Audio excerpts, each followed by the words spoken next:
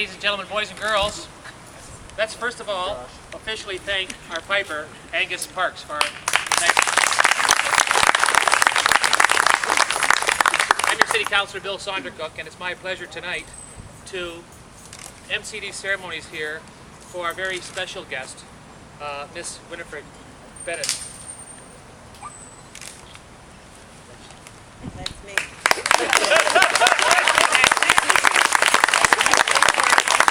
Bravo. But along with Winifred, we have some people that have been in the background working very hard for this special occasion. And I'd like you to also thank Miss Maria Victor. Yeah. And along beside her, Tom and Marion Lamb. I don't believe our park supervisor was able to attend. Is Helen Sousa here? Yes. Where is she? There she is. Helen, along with her colleagues, made sure all of this happened for us today, so thank you very much, Helen. Now it gives me great pleasure to introduce a neighbor to all of you once again, and he'll bring greetings as well as a few other words, I'm sure. Mr. David.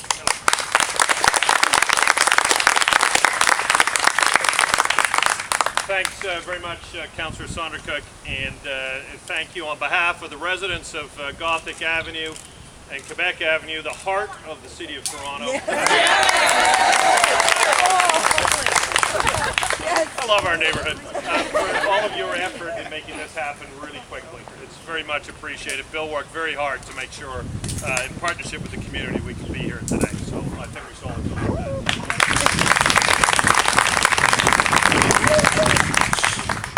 So, Ms. Bennett. Other Bennetts. Neighbors, friends, I'm delighted to be here today for this very special park naming.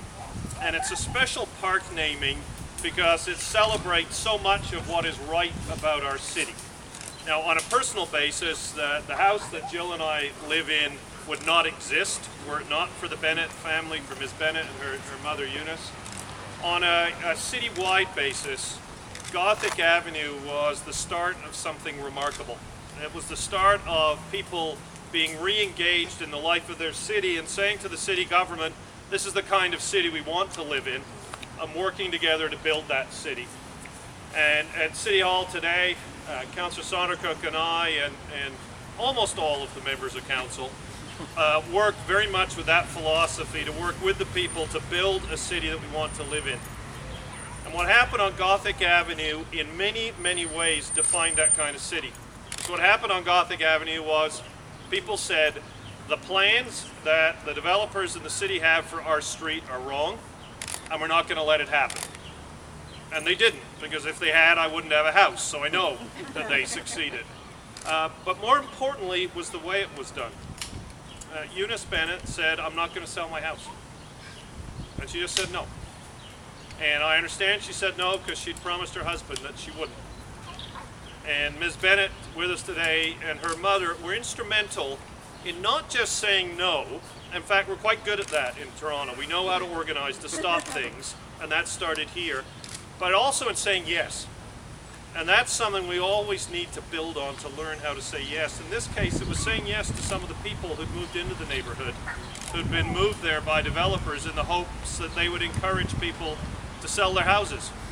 Because there may be people who are a little wild, or a little bit poor, or a little bit involved in forms of entertainment that probably weren't legal.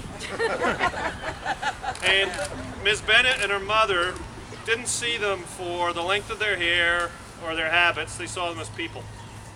And they built a neighborhood together with them.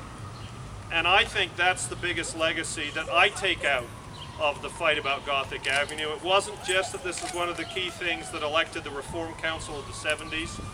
It was that it started a way of thinking of saying we're all part of the neighborhood. And that's what Ms. Bennett's contribution was. As a public health nurse, she understood that people are people and we should welcome everybody. And that's really what turned the fight here. Not just saying no, but saying yes to building a neighborhood that works for people.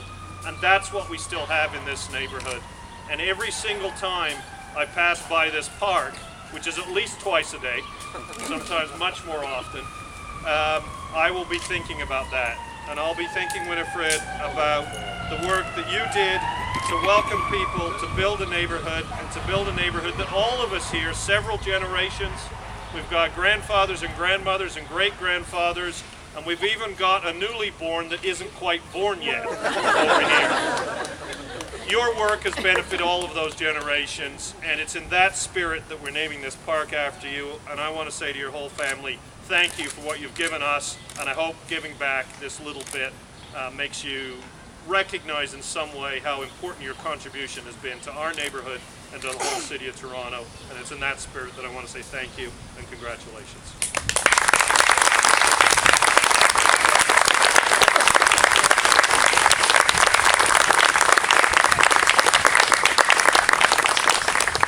Mr. Mayor.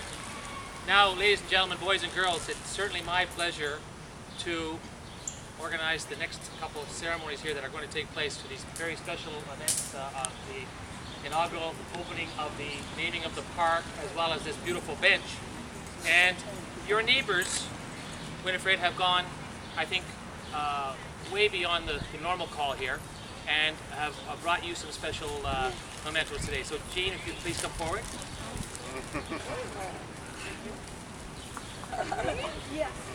There you go, on behalf of the community.